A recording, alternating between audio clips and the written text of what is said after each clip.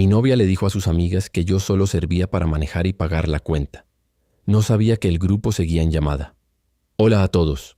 Necesito contar esto porque llevo días sin poder sacármelo de la cabeza y siento que escribirlo me va a ayudar a entender mejor lo que pasó. Tal vez alguien que lea esto haya vivido algo parecido y sepa exactamente cómo me siento.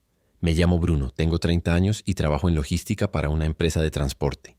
No es el trabajo más glamoroso del mundo, pero me paga bien, tengo estabilidad y con el tiempo logré comprarme un auto propio, algo de lo que estoy orgulloso porque me costó años de ahorro. Soy una persona tranquila, de esas que prefieren resolver las cosas con calma antes que con gritos, y siempre he creído en cuidar a la persona que amo sin esperar nada a cambio. Tal vez por eso, cuando empecé a salir con Camila, me esforcé tanto en ser el novio perfecto. Conocí a Camila hace 2 años, en una boda de un amigo en común. Ella tenía 27 años, trabajaba como asistente administrativa y desde el primer momento me pareció una persona con mucha energía, siempre rodeada de amigas, siempre organizando planes. Yo, en cambio, soy más reservado, pero conectamos rápido. Empezamos a salir a los pocos meses y aunque al principio todo fue bonito, con el tiempo empecé a notar que nuestra relación giraba mucho en torno a las salidas con su grupo de amigas. No me molestaba acompañarla. De hecho, me gustaba verla feliz rodeada de la gente que quería. El problema era que poco a poco, mi rol en esas salidas se fue reduciendo a algo muy específico. Yo era quien manejaba para que todas pudieran beber tranquilas, y era quien terminaba pagando la cuenta cuando llegaba el momento de dividir los gastos. Al principio lo hacía con gusto, como un gesto de generosidad, pero empecé a notar que se había vuelto una expectativa automática, no un gesto que se agradeciera. Recuerdo una noche en particular, hace unos meses, en la que salimos a cenar con 4 de sus amigas más cercanas.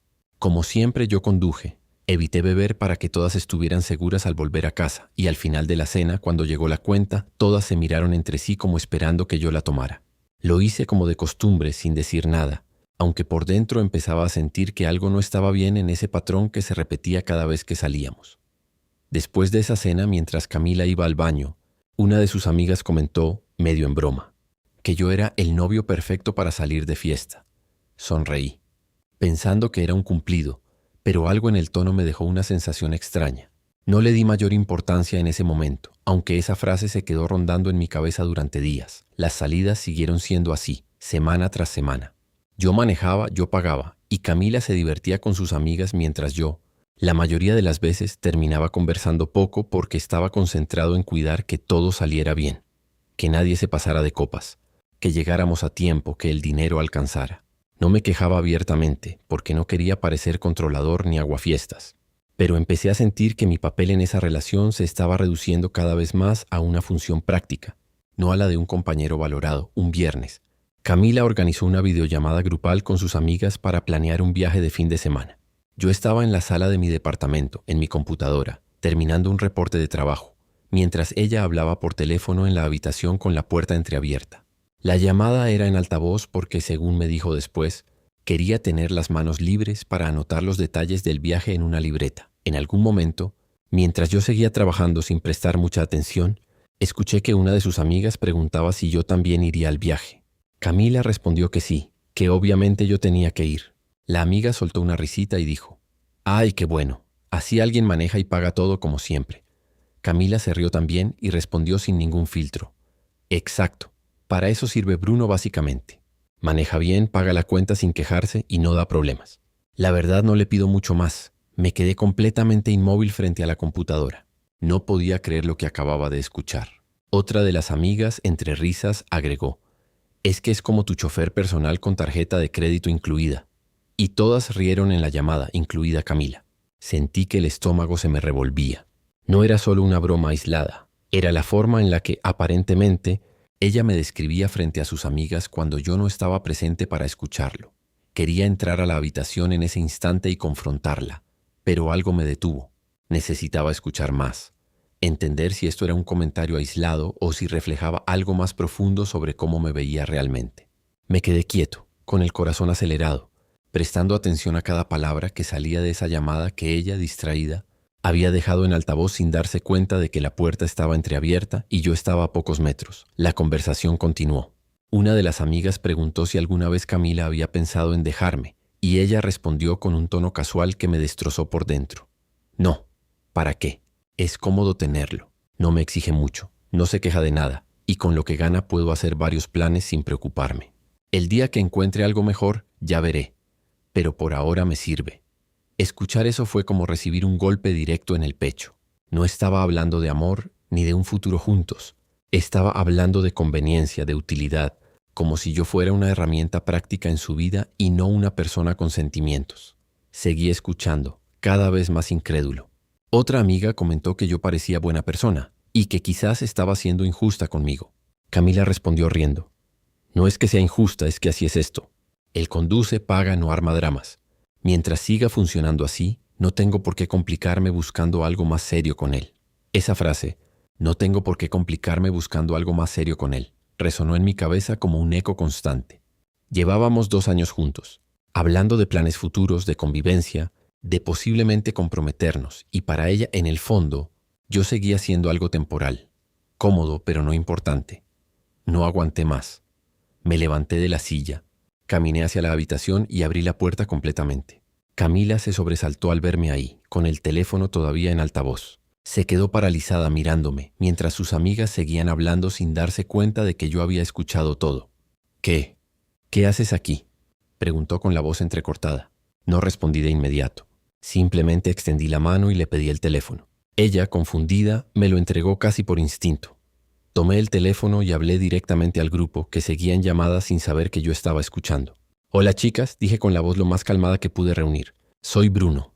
Solo quería decirles que escuché toda la conversación sobre el chofer con tarjeta de crédito incluida». Hubo un silencio absoluto del otro lado. Nadie dijo nada durante varios segundos, hasta que una de ellas con voz nerviosa dijo: «Ay, Bruno, no, espera, eso no era en serio, era broma». Le respondí que no sonaba a broma, que sonaba exactamente a lo que Camila pensaba de mí en realidad, y que se lo agradecía porque nunca había tenido tanta claridad sobre mi lugar en esta relación. Camila, con lágrimas en los ojos, intentaba quitarme el teléfono, repitiendo que todo había sido sacado de contexto, que ella no lo decía en serio, que solo estaba exagerando para hacer reír a sus amigas. Le devolví el teléfono sin decir una palabra más y colgué la llamada. Me quedé parado frente a ella, esperando una explicación real, no más excusas improvisadas. «Bruno, por favor, escúchame», empezó a decir con la voz temblando. «No quise decir eso de esa manera. Tú sabes que te quiero». Le pregunté con la calma que me quedaba si eso era lo que realmente pensaba de mí, que solo servía para manejar y pagar la cuenta, que era cómodo tenerme cerca mientras no le exigiera nada más serio. Ella intentó justificarse diciendo que a veces uno dice cosas exageradas frente a las amigas para sonar interesante o graciosa, que no reflejaba sus verdaderos sentimientos. Le respondí que 2 años de relación no se resumen en una broma para sonar graciosa. Le dije que lo que había escuchado no sonaba a exageración, sonaba a una descripción honesta y calculada de cómo me veía. Útil, cómodo, sin complicaciones, pero no como alguien a quien realmente valoraba o con quien planeaba un futuro real. Ella insistió en que estaba mal interpretando todo, que necesitábamos hablar con calma, que no podía terminar la relación por un malentendido. Le dije que no era un malentendido. Le recordé palabra por palabra lo que había dicho, que yo era como un chofer con tarjeta de crédito incluida, que no tenía por qué complicarse buscando algo más serio conmigo, que el día que encontrara algo mejor ya vería qué hacer. Cada frase que repetía hacía que su expresión cambiara, como si al escucharlas de vuelta, dichas por mí, finalmente comprendiera la gravedad de lo que había expresado frente a sus amigas. Esa noche no hubo gritos ni discusión prolongada. Le dije con la voz más firme que pude que necesitaba tiempo para pensar, que no podía quedarme en su departamento esa noche sabiendo lo que acababa de escuchar. Tomé mis llaves y me fui, dejándola ahí, llorando, pidiéndome que no me fuera, que habláramos. Pero yo ya había escuchado suficiente para saber que necesitaba distancia antes de tomar cualquier decisión definitiva. Manejé de regreso a mi departamento en completo silencio, procesando todo lo que había escuchado. 2 años de mi vida, de esfuerzo, de cuidado constante, resumidos por ella en una frase burlona frente a sus amigas. No podía dejar de repetir mentalmente cada palabra, cada risa del otro lado de la línea, cada confirmación de que para Camila yo era funcional, no importante, actualización. Pasaron varios días sin que habláramos directamente. Camila me escribía mensajes largos explicando que había exagerado, que estaba avergonzada, que quería vernos para aclarar todo en persona. Yo, sin embargo, necesitaba procesar las cosas a mi manera antes de responder cualquier cosa. Durante esos días, decidí replantearme toda la relación desde el principio. revisando mentalmente situaciones pasadas que ahora, con esta nueva información, cobraban un sentido distinto. Recordé viajes en los que yo había pagado prácticamente todo sin que ella lo mencionara después. Cenas donde asumía automáticamente que yo cubriría la cuenta. Salidas donde mi función principal parecía ser la de conductor designado. Antes había interpretado todo eso como parte normal de una relación donde uno cuida al otro. Ahora entendía que, al menos para ella, esos gestos no eran vistos como muestras de amor, sino como funciones esperadas de alguien cómodo de tener cerca. Una tarde, mientras estaba en el trabajo, recibí una llamada de una de las amigas que había estado en esa videollamada. Me sorprendió que se atreviera a contactarme directamente. Me dijo que se sentía mal por lo que había pasado, que en el grupo de amigas habían tenido una conversación seria después del incidente, y que varias de ellas le habían dicho a Camila que lo que había dicho estuvo completamente fuera de lugar, sin importar si lo decía en broma o no. Me contó también algo que no esperaba, que esa no era la primera vez que Camila hacía comentarios similares sobre mí en el grupo, que en ocasiones anteriores había hecho bromas parecidas sobre cómo yo servía para ciertas cosas prácticas, pero que esta vez había sido la primera en la que alguien más, además de mí, se sintió realmente incómoda con el tono. Me explicó que algunas de las chicas habían empezado a cuestionar internamente si Camila realmente me valoraba o si simplemente disfrutaba de las comodidades que yo le ofrecía sin querer comprometerse conmigo de manera seria. Esa conversación me dio una perspectiva distinta. No era solo un mal comentario aislado en un momento de descuido. Era aparentemente un patrón de cómo ella hablaba de mí cuando yo no estaba presente. Le agradecí a su amiga por ser honesta conmigo, aunque le dejé claro que mi decisión final no dependía de lo que las demás pensaran, sino de lo que yo mismo había escuchado directamente de la boca de Camila esa noche. Días después, Camila insistió en vernos personalmente. Acepté, no porque pensara en volver, sino porque sentía que merecía cerrar esto cara a cara, sin intermediarios ni mensajes de texto. Nos encontramos en un café neutral, un lugar donde ninguno de los dos tenía ventaja emocional. Ella llegó con los ojos hinchados, visiblemente afectada, y comenzó a disculparse apenas se sentó. Me explicó que se sentía terrible, que nunca pensó que yo escucharía esa conversación, que las palabras que usó fueron exageradas para sonar graciosa frente a sus amigas, algo que, según ella, hacía sin pensar en las consecuencias reales. Le pregunté directamente si en el fondo creía que yo solo servía para manejar y pagar cuentas. Se quedó en silencio varios segundos antes de responder que no era así completamente, pero que reconocía que a veces daba por sentado todo lo que yo hacía por ella sin valorarlo lo suficiente. Esa respuesta, aunque parecía sincera, no cambiaba lo esencial.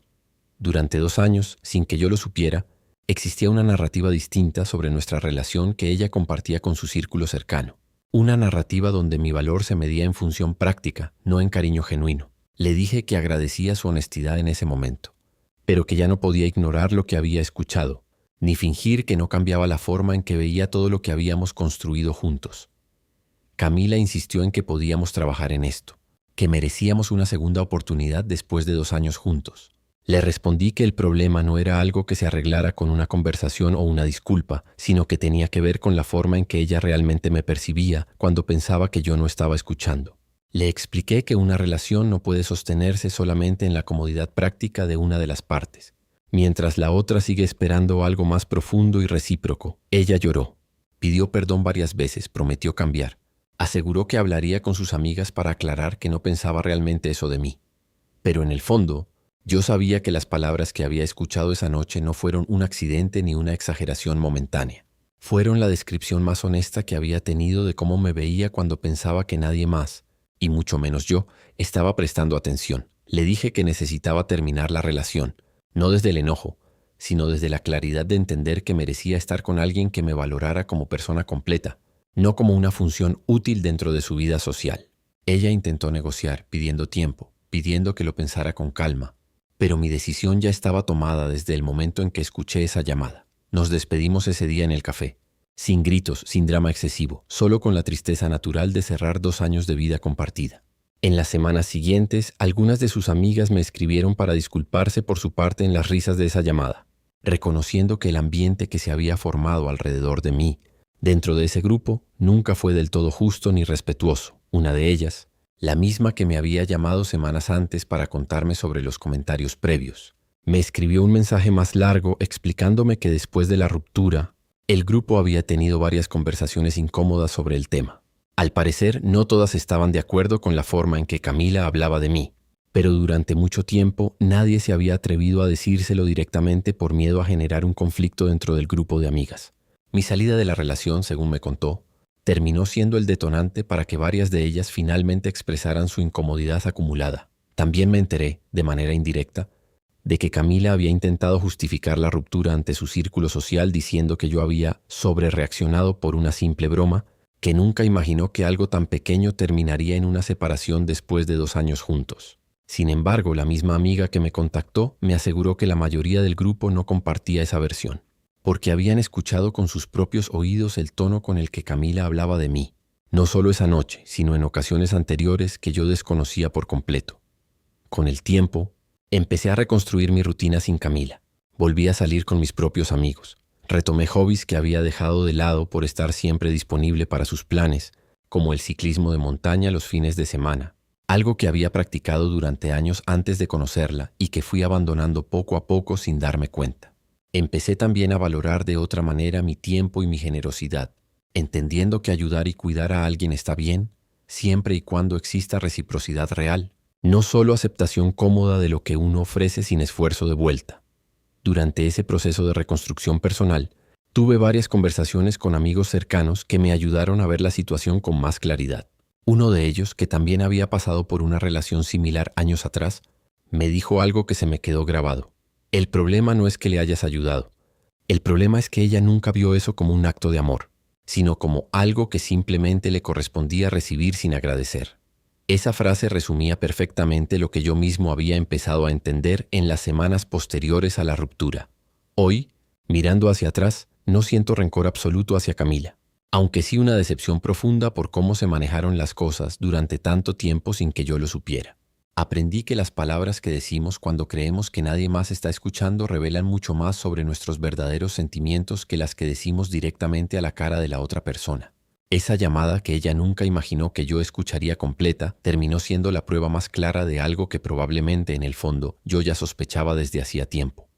Si algo puedo compartir con quien lea esto es lo siguiente.